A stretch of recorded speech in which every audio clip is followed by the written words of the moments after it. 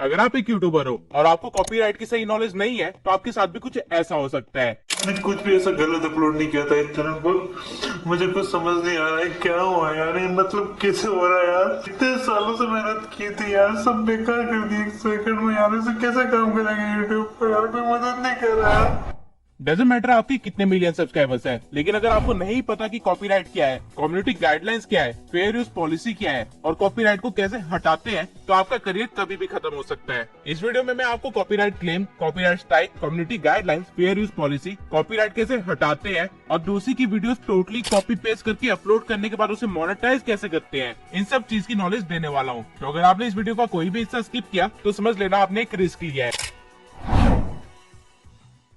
तो सबसे पहले कॉपीराइट स्ट्राइक और कॉपीराइट क्लेम के बीच में डिफरेंस क्या होता है वो समझ लेते हैं और इससे चैनल को कितना नुकसान हो सकता है ये भी जान लेते हैं। इस चीज को इजीली समझाने के लिए मैं आपको एक कहानी के थ्रू समझाता हूँ। मान लेते हैं आप एक चोर है और आपके पड़ोसी ने एक नई थाल ली है। अब क्योंकि आप एक चोर है तो आप रात का फायदा उठा के उसकी थाल चुरा के अपने घर ले आते हैं, लेकिन आप भूल गए कि YouTube नाम की एक पुलिस 24 घंटे पहरा दे रही होती है। तो पुलिस जो केस आपके नाम पे फाइल करेगी उसे हम कॉपीराइट स्ट्राइक बोलते हैं, क्योंकि आपने किसी और का सामान पूरा का पूरा उठा के अपने पास रख लिया है। लेकिन अगर आप एक शातिर चोर हो तो आप क्या करोगे, आप थार चुराओगे तो सही, लेकिन उस थार का कलर चेंज कर देते हैं और आपको लगता है कि अब आपका कोई कुछ नहीं बिगाड़ सकता क्योंकि आपने मेहनत की है कलर चेंज करने में और वो अब आपकी प्रॉपर्टी है। तो आप गलत हैं। अब YouTube नाम की पुलिस आपके खिलाफ एक कॉपीराइट स्ट्राइक तो नहीं देगी, लेकिन वो एक कॉपीराइट क्लेम जरूर देगी। अब जब आपके साथ ये होता है तो आप अपना सर खुजाने लगते हो कि YouTube नाम की पुलिस को पता कैसे चला कि ये सेम थार है, क्योंकि आपने तो कलर चेंज कर दिया था। लेकिन आप एक चीज भूल गए हैं, हर कार पे एक नंबर प्लेट भी होती है। अब मैं इन सभी चीजों को YouTube टर्म्स में समझा देता हूँ। जब आप किसी का कंटेंट जैसा का तैसा पूरा का पूरा सेम उठा के अपने चैनल पर डाल देते हैं तब आपको कॉपीराइट स्ट्राइक आती है। लेकिन अगर आप किसी के ओरिजिनल कंटेंट, जो कि हम मान लेते हैं कि 10 मिनट का है, उसमें से 5 मिनट की एक क्लिप उठा के अपनी वीडियो में आगे पीछे बीच में या कहीं पे भी ऐड करते हैं और 5 मिनट की खुद की मेहनत भी लगाते हैं, तो उस वीडियो पे जो आपको आएगा वो होगा कॉपीराइट क्लेम। और यूट्यूब को पता कैसे चलता है कि आपने किसी और का कंटेंट उठाया है, वो पता चलता है नंबर प्लेट से। अगर मैं यूट्यूब की टर्म में बोलूँ तो कंटेंट आईडी से। यूट्यूब पे जो भी वीडियोस अपलोडेड है उन सब की एक अलग आईडी है, जिससे ये पता लगाया जा सकता है कि आपका कंटेंट कौन यूज कर रहा है, कितना यूज कर रहा है और कैसे यूज कर रहा है। अब आई होप आपको कॉपीराइट स्ट्राइक और कॉपीराइट क्लेम के बीच का डिफरेंस पता चल गया होगा, लेकिन इनसे चैनल पे क्या क्या नुकसान होते हैं ये जान लेते हैं। तो सबसे पहले स्टार्ट करते हैं कॉपीराइट स्ट्राइक से। यूट्यूब पे अगर आप एक टाइम पे यानी कि 90 दिन के अंदर अपने चैनल पे 3 स्ट्राइक्स ले आते हैं तो आपका चैनल अगले 7 दिन के अंदर डिलीट हो जाएगा। लेकिन ये 3 स्ट्राइक्स ऐसे नहीं आते हैं, यूट्यूब थोड़ा बहुत दयावान भी है। अगर आप पहली बार किसी की पूरी वीडियो उठा के अपने चैनल पर डाल देते हैं तो यूट्यूब जो सबसे पहली चीज आपको भेजेगा वो कॉपीराइट स्ट्राइक नहीं होगा, बल्कि एक वार्निंग होगी जो कि आपके चैनल पे हमेशा रहेगी। वार्निंग से आपको डरने की जरूरत नहीं है, क्योंकि यूट्यूब आपको एक बिगिनर समझ के आपकी इस गलती को इग्नोर कर देता है। लेकिन इसके बाद अगर आप सेम गलती दोबारा करते हो तो आपको मिलेगा पहला कॉपीराइट स्ट्राइक, जिसके बाद आप 7 दिन तक ना तो कोई वीडियो अपलोड कर सकते हो, ना ही लाइव स्ट्रीम कर सकते हो और ना ही कम्युनिटी पोस्ट कर सकते हो। उसके बाद अगर आप 90 दिन के अंदर दोबारा से वही गलती करोगे तो आपको दूसरा स्ट्राइक मिलेगा, जिसके बाद आप कुछ भी अपलोड नहीं कर सकते अगले 14 दिन। और 90 दिन के अंदर अगर आपने तीसरी बार सेम गलती करी तो आपका चैनल टर्मिनेट हो जाएगा। आपको बस 7 दिन का टाइम दिया जाएगा, जिसके बाद आपका चैनल डिलीट कर दिया जाएगा। ये 7 दिन का टाइम आपको अपनी इनोसेंस प्रूव करने के लिए दिया जाता है। अगर आपने कोई गलती नहीं की है और उसके बाद भी आपको स्ट्राइक्स आ गए हैं और आपका चैनल टर्मिनेट हो गया है तो इन 7 दिन के अंदर आप अपने चैनल के लिए अपील कर सकते हैं, और जब तक आपकी अपील को रिव्यू नहीं किया जाएगा तब तक आपका चैनल पूरी तरह से टर्मिनेट नहीं होगा, भले ही फिर इस चीज को चाहे 2 महीने क्यों ना हो जाए। लेकिन अगर आपकी अपील एक बार डिक्लाइन हो जाती है उसके बाद आपका चैनल गायब हो चुका होगा, फिर आप कुछ भी करके उसको वापस नहीं ला सकते। हर एक स्ट्राइक आपके चैनल पे एटलीस्ट 90 दिन के लिए रहती है, जिसके बाद वो खुद ही गायब हो जाती है आपकी वीडियो के साथ। तो अगर आप सावधानी नहीं रखेंगे और आपके चैनल पे 90 दिन में 30 स्ट्राइक्स आ गई तो आपका चैनल खत्म। लेकिन क्या कॉपीराइट क्लेम भी इतना खतरनाक है? जवाब है नहीं। कॉपीराइट स्ट्राइक आपके वीडियो के थ्रू आपके चैनल पे आता है, यानी कि आपके चैनल को हार्म होता है, लेकिन कॉपीराइट क्लेम आपकी वीडियो तक ही सीमित रहता है। आपके चैनल को इससे कोई नुकसान नहीं है। अगर आपकी किसी वीडियो पे कॉपीराइट क्लेम आया है तो आपके चैनल को तो कुछ नहीं होगा, लेकिन उस वीडियो से जितना एड रेवेन्यू जनरेट होगा, यानी कि जो भी आपका प्रॉफिट होगा वो एक्चुअल में रियल क्रिएटर को जाएगा, आपको नहीं। और ऐसा तब तक होगा जब तक वो वीडियो आपकी यूट्यूब पे बनी रहेगी या फिर जब तक वो क्रिएटर कॉपीराइट क्लेम वापस नहीं ले लेता। इसके सिवाय ओरिजिनल क्रिएटर के पास 3 और स्टेप्स होते हैं जो वो आपके खिलाफ ले सकते हैं। पहला, वो क्रिएटर चाहे तो आपके कंटेंट को ब्लॉक कर सकता है किसी स्पेसिफिक रीजन में या फिर टोटली यूट्यूब से, यानी कि आपकी वीडियो यूट्यूब पे नहीं दिखेगी या फिर आपकी वीडियो सिर्फ कुछ कंट्रीज में ही दिखेगी और कुछ कंट्रीज में नहीं दिखेगी। दूसरी चीज जो वो क्रिएटर कर सकता है वो ये है कि वो आपकी वीडियो को इग्नोर कर दे और आपका काम जैसा चल रहा है वैसा चलता रहेगा, लेकिन इसके होने के चांसेस बहुत ही कम है। और तीसरी चीज जो वो क्रिएटर आपके साथ कर सकता है वो ये है कि वो आपके साथ एक प्रोपोर्शन में अपनी रेवेन्यू को शेयर कर ले। यानी कि आप लोग एक डिस्कशन कर सकते हैं कि आपकी वीडियो से जो भी प्रॉफिट होगा उसका 60% वो रख ले, 40% आप रख ले, या फिर 30% आप रख ले और 70% वो रख ले, या फिर कुछ भी। ये बात आप दोनों के बीच की होगी। तो देखा जाए कॉपीराइट क्लेम कॉपीराइट स्ट्राइक जितना खतरनाक नहीं है, बल्कि कॉपीराइट क्लेम से आप फायदा भी उठा सकते हैं। कैसे, अभी समझाता हूँ। कॉपीराइट क्लेम वाले वीडियो से जो आपको सब्सक्राइबर्स मिलते हैं और जो आपको वॉच टाइम मिलता है वो काउंट होते हैं। यानी कि आप कॉपीराइट क्लेम का इस्तेमाल पैसे बनाने के लिए तो नहीं कर सकते, लेकिन फेमस होने के लिए जरूर कर सकते हैं। बस आपको एक चीज को ध्यान में रखना है कि आपकी जो टॉप 3 मोस्ट वॉच्ड वीडियो होंगी उन पे कोई भी कॉपीराइट क्लेम नहीं होना चाहिए, वरना आपका चैनल मोनेटाइजेशन रिव्यू के टाइम रिजेक्ट हो सकता है। ठीक इसी तरह ये डांस चैनल टी सीरीज का गाना इस्तेमाल करके वायरल हो जाते हैं और लेटर ऑन स्पॉन्सरशिप से पैसे कमाते हैं। अब एक और चीज समझ लीजिए, कॉपीराइट क्लेम या कॉपीराइट स्ट्राइक आपको यूट्यूब नहीं देता, बल्कि कोई दूसरा क्रिएटर देता है। यूट्यूब बस एक पुलिस की तरह काम करता है, जिसके पास अगर कोई कंप्लेंट लेके आया है तो वो उसे आपको फॉरवर्ड कर देगा, और इस चीज का ध्यान रखेगा कि दोनों साइड्स सच बोल रहे हैं या नहीं। यूट्यूब का इसमें पर्सनली कोई रोल नहीं होता है, उसको आपसे कोई दुश्मनी नहीं है। लेकिन एक रूल बुक ऐसी है जो कि यूट्यूब ने खुद बनाई है, और अगर आप उससे पंगा लोगे तो यूट्यूब आपको नहीं छोड़ेगा। इस रूल बुक को हम बोलते हैं।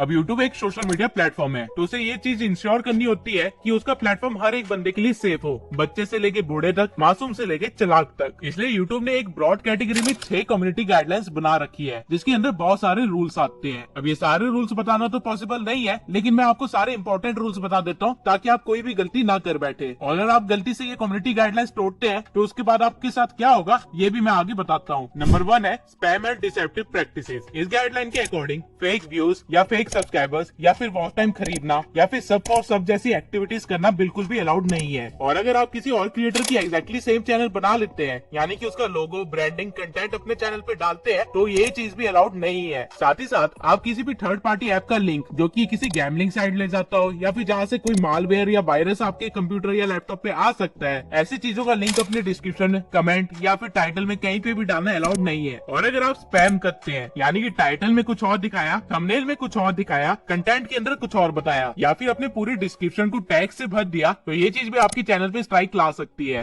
सेकंड है सेंसिटिव कंटेंट गाइडलाइन। इस गाइडलाइन के अकॉर्डिंग आप बच्चों पे वायलेंस होते हुए नहीं दिखा सकते। यानी कि नॉर्मली जिस तरह इंडियन पेरेंट्स अपने बच्चे को डांट देते हैं या फिर पीट देते हैं, ये चीजें होते हुए आप यूट्यूब पे नहीं दिखा सकते। इसके सिवाय न्यूडिटी या सेक्सुअल चीजें दिखाना भी अलाउड नहीं है, अब चाहे वो कंटेंट के अंदर हो या फिर थंबनेल पे ही क्यों ना हो। कई सारे मूवी एक्सप्लेनेशन चैनल क्या करते हैं कि वो अपने थंबनेल पे जानबूझ के कुछ ऐसा सेक्सुअल कंटेंट डालते हैं कि लोग उस पे क्लिक कर दे, लेकिन एक्चुअल में गाइडलाइंस के अकॉर्डिंग ये करना अलाउड नहीं है और उनका चैनल किसी भी दिन टेक डाउन हो सकता है। और इसी के साथ साथ आप कुछ गोर कंटेंट भी नहीं डाल सकते, यानी कि कोई एक्सीडेंट होते भी नहीं दिखा सकते, किसी का ब्लड ब्लीड होते हुए नहीं दिखा सकते, या फिर कोई भी ऐसी चीज जिसको देख के एकदम से डिस्गस्ट होता है या फिर घिन आती है, वैसी चीजें नहीं दिखा सकते, जो कि नॉर्मली एक इंसान को नहीं देखनी चाहिए। ऐसी कोई भी चीज दिखाना अलाउड नहीं है। और इस गाइडलाइन के अकॉर्डिंग वल्गर बोलना भी अलाउड नहीं है। अब आई नो आप कहेंगे कि काफी सारे चैनल तो वल्गर बोलते हैं और वो चैनल अभी भी है यूट्यूब पे, तो नो डाउट ऐसा है। तो इस चीज के लिए मैं बस यही कहूंगा कि इंडिया के अंदर काफी सारे लॉज हैं, लेकिन क्या हम सारे फॉलो करते हैं? और ना फॉलो करने पे क्या हम सारे जेल के अंदर हैं? ऑब्वियसली नहीं। तो कुछ चैनल बच जाते हैं और कुछ चैनल पे स्ट्राइक लग जाती है। यूट्यूब ने बस ये बता रखा है कि उनकी रूल बुक के अकॉर्डिंग ये चीज अलाउड नहीं है। तो कल को अगर आपका चैनल टेक डाउन हो जाता है इस रीजन की वजह से, तो आप लीगली यूट्यूब से लड़ नहीं सकते। आप ये नहीं कह सकते कि यूट्यूब ने गलत किया। थर्ड गाइडलाइन है वायलेंस और डेंजरस कंटेंट। जिस कंटेंट के थ्रू साइबर बुलिंग की जाए या फिर किसी स्पेसिफिक पर्सन या ग्रुप को हैरेस किया जाए, वो अलाउड नहीं है। और इवन हेट स्पीच फैलाना भी अलाउड नहीं है, यानी कि आप अपने कंटेंट के थ्रू किसी के अंदर हेट को बढ़ा रहे हैं, भले ही वो किसी भी रेस, रिलीजन या डिसेबिलिटी के लिए ही क्यों ना हो, ऐसी कोई भी चीज यूट्यूब पे अलाउड नहीं है। फोर्थ गाइडलाइन है रेगुलेटेड गुड्स एंड आइटम्स। इस गाइडलाइन के अकॉर्डिंग आप कोई भी हथियार या फिर कोई भी नुकसान पहुंचाने वाली चीज पे कंटेंट नहीं बना सकते। इसके अंदर ड्रग्स वगैरह भी आ जाते हैं, और ऐसी किसी भी चीज को बेचना या फिर बताना कि इसको कहां से लिया जा सकता है या फिर इसका लिंक डिस्क्रिप्शन में देना बिल्कुल भी अलाउड नहीं है। आपकी वीडियो को इमीडिएटली रिमूव कर दिया जाएगा और आपके चैनल पे एक कम्युनिटी स्ट्राइक भी आ जाएगी। फिफ्थ गाइडलाइन है मिस इन्फॉर्मेशन। इस गाइडलाइन के अकॉर्डिंग आप किसी भी चीज से रिलेटेड मिस इन्फॉर्मेशन नहीं फैला सकते, यानी कि गलत नॉलेज नहीं दे सकते। और ये गाइडलाइन काफी ज्यादा स्ट्रिक्ट है, स्पेशली इलेक्शन से रिलेटेड कंटेंट पे और मेडिकल से रिलेटेड कंटेंट पे, क्योंकि अगर आप इलेक्शन से रिलेटेड कोई गलत इन्फॉर्मेशन फैला रहे हैं तो आप टेक्निकली एक कंट्री के अंदर तबाही मचा सकते हैं। और वही अगर आप मेडिकल में एक गलत इन्फॉर्मेशन प्रोवाइड कर रहे हैं तो आप किसी की जान भी ले सकते हैं। तो ऐसी किसी भी चीज पे कंटेंट बनाने बनाने के टाइम फैक्ट्स जरूर शो करना,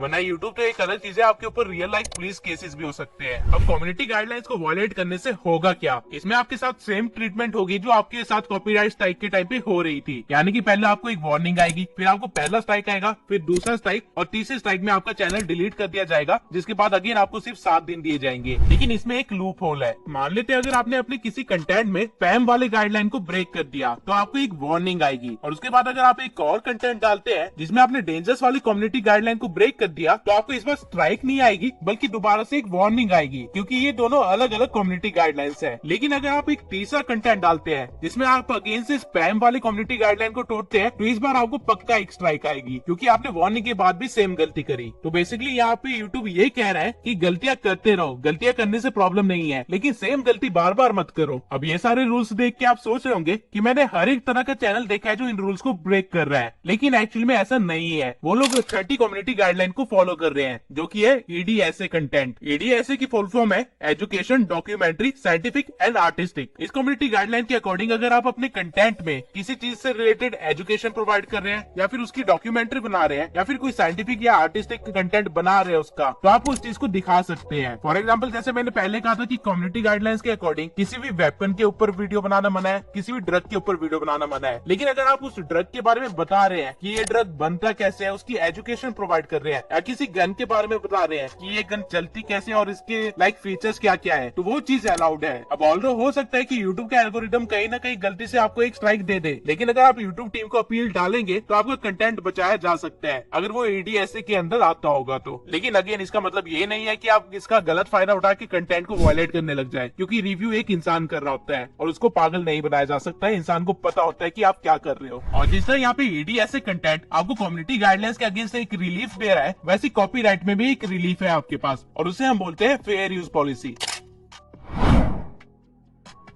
यूट्यूब कहता है कि अगर आप किसी और के कंटेंट का छोटा सा हिस्सा क्रिटिसिज्म, कमेंट्री, न्यूज रिपोर्टिंग या टीचिंग या स्कॉलरशिप या फिर रिसर्च के लिए इस्तेमाल करते हैं तो उसकी परमिशन आपको है। आप बिना ओरिजिनल कंटेंट क्रिएटर की परमिशन लिए हुए भी इस चीज को इस्तेमाल कर सकते हैं। लेकिन ये पॉलिसी बहुत ही ज्यादा कॉम्प्लेक्स है और इसका रियल में एग्जीक्यूशन कैसे होता है ये सिर्फ यूट्यूब को ही पता है। लेकिन कुछ चीजें हैं जो मैंने अपनी एक्सपीरियंस से सीखी है, तो मैं आपको वो बता देता हूँ। कभी भी किसी भी क्रिएटर की क्लिप को 8 से 10 सेकंड से ज्यादा इस्तेमाल मत करना। अगर आप किसी क्रिएटर की क्लिप का इस्तेमाल कर भी रहे हैं तो उसको टुकड़ों में इस्तेमाल करना। यानी कि मान लेते हैं अगर मुझे मनोज दे की वीडियो से 5 मिनट 10 सेकंड से लेके 5 मिनट 30 सेकंड तक की वीडियो की क्लिप चाहिए तो मैं उसको इस तरह इस्तेमाल करूंगा। मैं पहले 5 मिनट 10 सेकंड से लेके 5 मिनट 15 सेकंड तक की क्लिप दिखाऊंगा, फिर बीच में एक इमेज लगा दूंगा या फिर अपनी कमेंट्री देना स्टार्ट कर दूंगा। उसके बाद मैं दोबारा से एक क्लिप लगाऊंगा जो कि होगी 5:16 से लेके 5:20 तक या फिर 5:25 तक, और उसके बाद मैं दोबारा से कमेंट्री दे के वीडियो को कंटिन्यू कर दूंगा। और उसके बाद आगे जाके कहीं मैं दोबारा से उसकी क्लिप इस्तेमाल करूंगा, लेकिन बहुत ही कम टाइम पे। और जब मैं इन क्लिप्स का इस्तेमाल कर रहा हूँ तो मैं इस चीज का खास ध्यान दूंगा कि उसके ऊपर कुछ ना कुछ मेरी एडिटिंग जरूर हो, चाहे उसके ऊपर मैंने कोई ओवरले दे रखा हो, इफेक्ट दे रखा हो या फिर कोई टेक्स्ट ही क्यों ना दे रखा हो। अब ऑल्दो ये चीज कहीं यूट्यूब ने लिख नहीं रखी है, लेकिन ये चीज मैं आपको पर्सनल एक्सपीरियंस से बता रहा हूँ कि ये ट्रिक काम कर जाती है अगर आप बहुत ही शॉर्ट क्लिप को इस्तेमाल करें। लेकिन ये ट्रिक मैं आपको प्रेफर करूंगा कि सिर्फ कंटेंट क्रिएटर्स के साथ ही इस्तेमाल करें। इस चीज को गलती से भी किसी कंपनी या ब्रांड के साथ इस्तेमाल करने की गलती मत करना, क्योंकि वो लोग इस चीज को नहीं देखते हैं, वो किसी भी टाइम कॉपीराइट क्लेम दे देंगे। तो अगर आप किसी कंपनी या प्रोडक्शन हाउस की कोई चीज दिखाना चाहते हैं तो मैं प्रेफर करूंगा कि उनकी इमेजेस ही दिखाए, क्लिप ना दिखाए, और इमेजेस के ऊपर आपकी वॉइस ओवर होनी चाहिए। और बाय चांस अगर आप कोई क्लिप दिखाते भी हैं तो उनकी क्लिप का साउंड ऑफ कर देना और उसके ऊपर अपनी वॉइस ओवर देना, और उनकी क्लिप ज्यादा से ज्यादा 3 सेकंड ही इस्तेमाल करना। ये रूल मैं स्पेशली मूवी एक्सप्लेनेशन चैनल्स के लिए बता रहा हूँ, क्योंकि उनके साथ ये बहुत ही ज्यादा होता है कि वो छोटी सी क्लिप भी इस्तेमाल करते हैं लेकिन उस पर भी कॉपीराइट स्ट्राइक या क्लेम आ ही जाता है। तो प्रेफर करना कि सिर्फ 3 सेकंड की क्लिप का इस्तेमाल करो, जिसके बाद आप इमेजेस का इस्तेमाल करो,